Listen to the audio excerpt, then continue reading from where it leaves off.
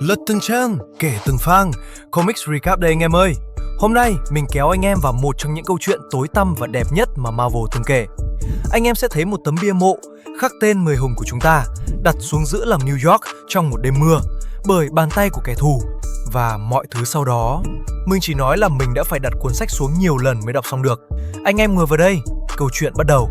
Đêm đó tại New York, Peter Parker đang đu dây trên mái nhà, vẫn là bộ đồ nhện đen giai đoạn hậu Secret Wars, khi cảm giác bất an như mạng nhện siết chặt quanh ngực anh. Rồi, blam! Một phát súng từ trong bóng tối, Peter ngã xuống, liệt hoàn toàn. Và kẻ bước ra từ bóng đêm, mặc bộ da báo quen thuộc, tay vẫn còn khói súng, Kraven the Hunter. Không phải đạn thông thường, đó là một loại thuốc độc chết từ thảo dược rừng già, đủ mạnh để ghiên con người xuống như kẻ chết, nhưng không thực sự giết. Kraven kéo thân thể bất tỉnh của Peter đến một nghĩa địa vắng, đặt vào áo quan, đóng nắp lại và cắm xuống đất một tấm bia đá chỉ khắc vỏn vẹn: Here lies Spider-Man, slain by the Hunter. Nhưng khoan đã, động cơ đằng sau hành động này mới là thứ thực sự đáng sợ.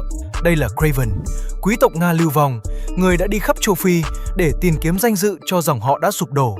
Hắn săn hổ, sư tử, đã đánh bại những thứ mà con người bình thường không dám nhìn thẳng. Nhưng những chiến thắng đó không đủ lấp đầy khoảng trống bên trong, bởi vì suốt bao nhiêu năm, hắn đã thua Spider-Man, thua lần này, thua lần khác. Mỗi lần thua là mỗi lần danh dự rách thêm một mảnh. Và hắn tự hỏi, nếu không thể đánh bại con nhện, liệu có thể trở thành con nhện không? Chứng minh rằng hắn có thể làm những điều mà nó làm và làm tốt hơn thì mới thực sự là chiến thắng. Đêm hôm sau, Kraven mặc bộ đồ nhện đen tước từ cơ thể Peter, rồi bước ra thành phố, nhảy từ mái nhà này sang mái nhà khác, trừng phạt tội phạm theo kiểu của kẻ đi săn chứ không phải người hùng. Thô bạo, lạnh lùng, không giữ lại. Một tên bị đưa đến cảnh sát đêm đó đã chết. Báo chí hét toáng Spider-Man goes berserk. Mary Jane đọc tin, nhìn TV và biết ngay người trong bộ đồ đó không phải Peter của cô. Nhưng cô không thể nói với ai, vì để nói thật thì cô phải tiết lộ Peter là Spider-Man. Cô chỉ có thể chạy tìm, lo lắng một mình trong căn phòng trống. Anh em thử nghĩ xem, đập người xong mà vẫn không đủ, vì hắn vẫn còn một thứ cần phải chứng minh. Còn Kraven chưa dừng, hắn còn một thử thách cuối. Vermin, một sinh vật sống dưới cống ngầm New York, nửa người, nửa chuột, gây ra một chuỗi vụ tấn công, khiến báo chí gọi hắn là Cannibal Killer. Vermin là kẻ mà Spider-Man và cả Captain America từng chiến đấu cùng nhau mà vẫn không thể trói buộc một mình. Kraven xuống cống tối, vào trong bóng đêm tanh hôi, gọi tên Vermin và nhắc lại cái lần trước hắn đã suýt thắng, nhưng không làm được vì không đơn độc. Lần này hắn không có ai bên cạnh, và đó chính xác là điều hắn muốn. Hắn đánh Vermin một mình, không trợ thủ, không cạm bẫy, đánh cho đến khi Vermin nằm xuống, toàn thân rũ rượi. Hắn trồi lên khỏi cống trong mưa, tay nắm chặt và tuyên bố với bóng tối rằng hắn chính là con nhện, kẻ trỗi dậy từ dưới sâu và chiến thắng. Vermin bị nhốt trong lồng sắt ở dinh thự Kraven. Nếu tới đây anh em thấy hay thì cho mình xin một cái like nhé. Còn Peter Parker, anh vẫn nằm đó dưới lòng đất. Bên dưới, trong chiếc quan tài tối đen, không có ánh sáng, không có âm thanh. Peter Parker không chết nhưng đang chìm dần. Ký ức tan ra, tên mình anh bắt đầu quên. Peter Parker, tôi là... gì? Ai? Rồi từ tận đáy ý thức, tiếng của Mary Jane vang lên như sợi chỉ duy nhất còn kéo anh về. Come out.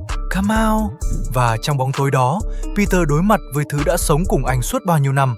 Con nhện, bản năng, năng lực, cái mặt nạ anh đeo từ hồi còn là cậu học sinh bị con nhện phóng xạ cắn. Tôi là con nhện, đó là tôi sao? Và rồi, sự thật đến như nhát búa. Anh nhận ra, con nhện mạnh mẽ, bất khuất, không biết sợ. Nhưng con nhện không thể sống, không thể đau, không thể cảm nhận. Con nhện là cái mặt nạ, là bộ đồ, là huyền thoại không có tên thật.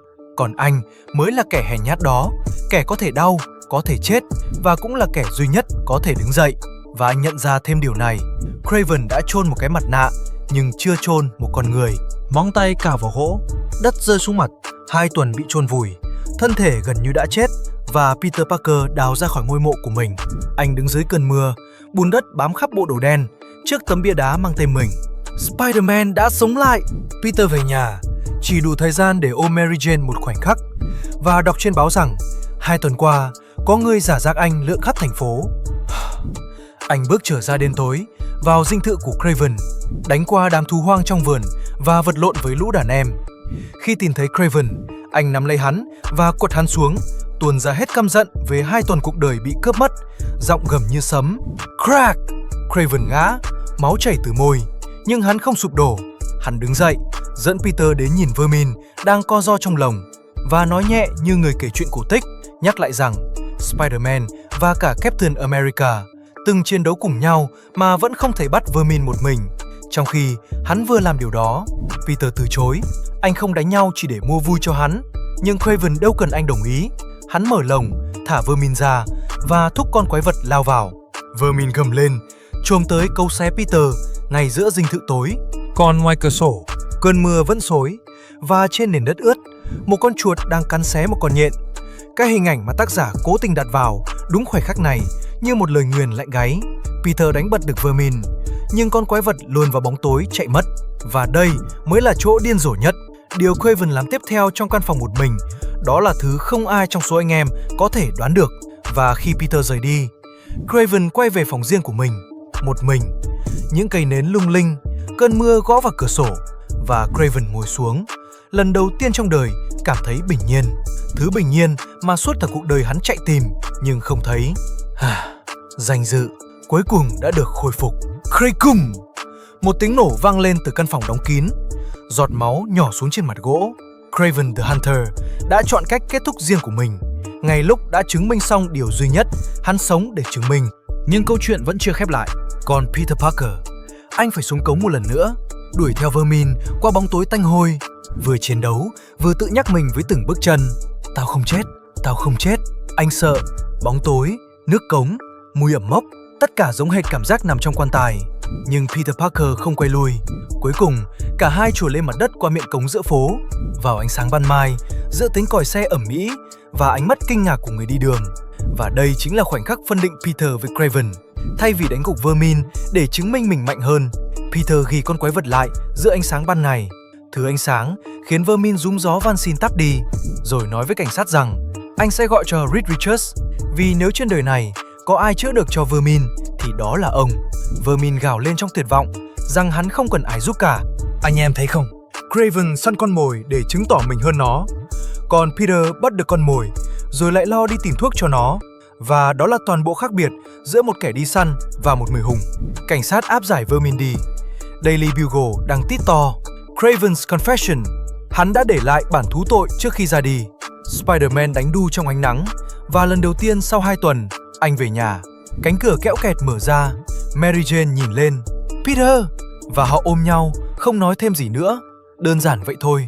Còn ở một góc nghĩa địa khác của thành phố, người đào mộ đang lấp đất lên ngôi mộ mới. Ngôi mộ của Kraven the Hunter. Chiếc xẻng cắm xuống, cục đất rơi xuống áo quan.